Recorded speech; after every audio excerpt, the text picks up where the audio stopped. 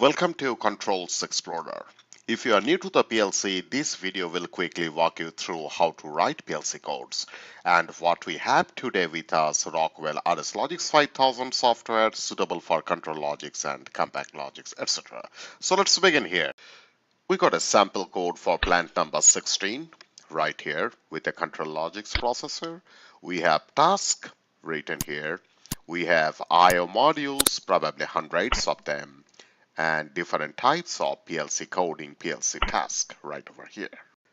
So I'm sure you learned a lot by this time.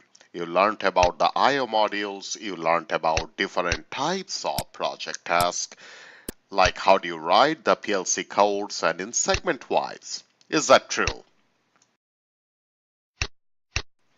Hang on for a second. This is not the way you should learn how to write PLC codes. Definitely you deserve in a much better way. First and foremost, you need to understand the project concept, what exactly you are going to do. And once you really understand it, please sit back and relax. The most important part of it, how you are going to lay the controls architecture, so that 6 months from today, if you ever have to look back into it, or say someone else is looking into your code without thinking twice, they should be able to jump into it.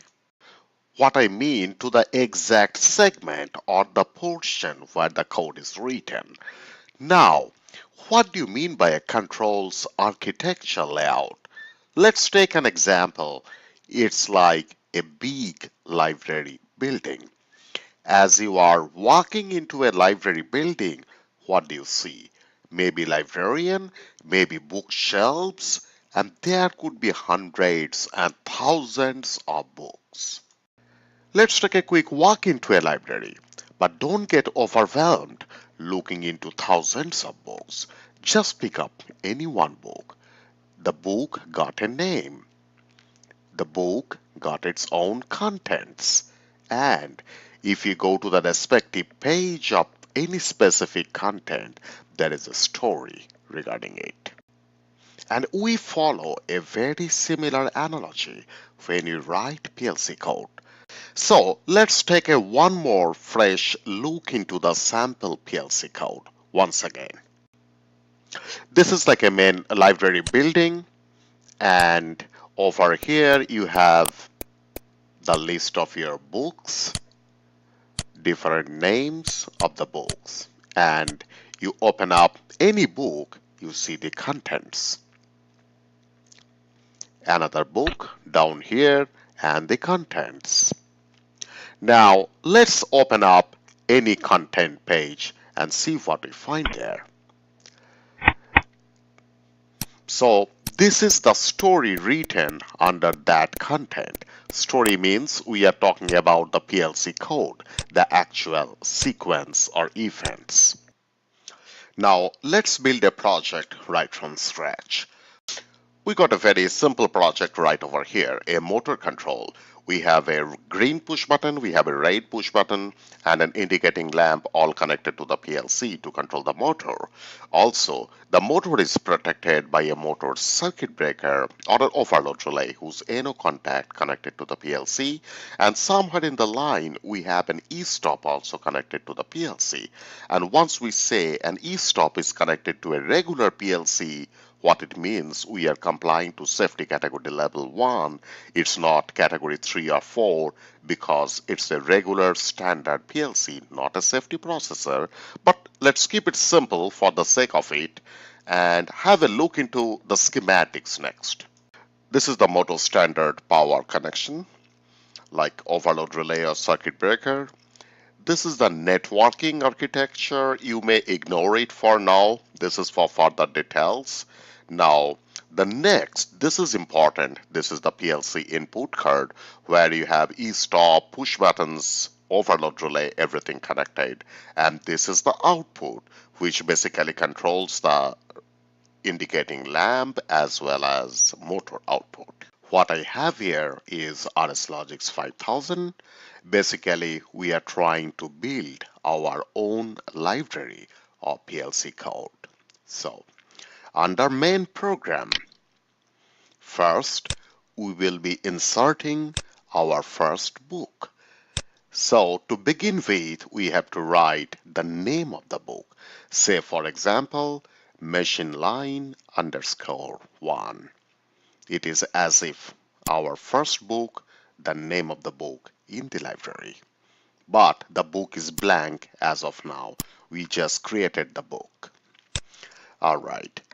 Now let's have a look into it. Under machine line 1, we have few chapters like motor control. So right click, new routine, write down our first chapter as a motor control. Now the second chapter right over here is the motor faults. Then you have one more chapter called VFD controls, and finally VFD alarms. Now let's insert one more book. The second book named utilities. So under main task, you have new program. Right click, new program. You have utilities as if this is our second book. Again, try to create all the chapters under this second book. The chapters, say for example, compressor control, compressor faults, MCC control, MCC alarms. Repeat the same process like exactly what we have done while we created our first book. So we are now pretty much done with all the contents and 2 books. But there is one thing. The things are not in the desired sequence yet. Say for example, we want the VFD controls to come above the VFD alarm. So let's do one thing. This basically comes as an alphabetical order, so we have to play some tricks like sub 00, sub 01, sub 02, and then you write the name. One thing is very important here. Under machine line 1, if you right click and go to the properties, you select configuration tab, and it must be the main routine right over here. What it means, the PLC basically scans the main routine, which we just opened it here, and main routine in turn call the other contains like subroutine 1, 2, 3, 4, 0 or whatever. In order to call the subroutine, we have to insert an instruction called JSR, that is jump to subroutine. Now we need to get rid of some of the unnecessary parameters which we do not need. So right over here in this JSR instruction, we are basically calling subroutine 01, which is motor controls.